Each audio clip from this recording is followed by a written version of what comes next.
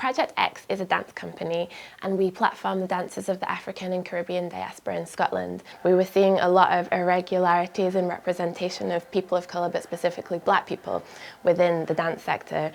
But we also heard quite a lot of people talking about diversity and trying to reach diversity, but not necessarily seeing the action.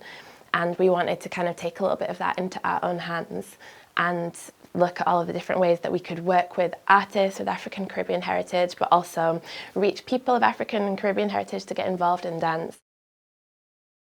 To me, Black History Month is being able to look back and say, yes, we were here, this is what we did, isn't that amazing?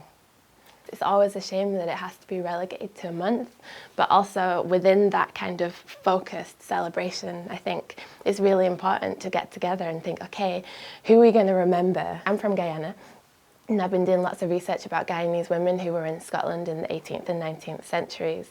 And there's this one woman who was called Elizabeth Juno, and she came in the early 19th century.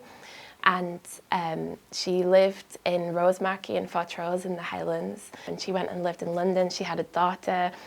She worked as a dressmaker on the high street. And I think all of these things are they're so everyday. But then when you think about it in relation to her being here 200 years ago, all of a sudden, all of those things become amazing. They become like incredible everyday acts of resistance just existing here. And thinking about cultural memory and what as collectively as a society we forget, but also thinking about how we can collectively remember and looking back to move forward.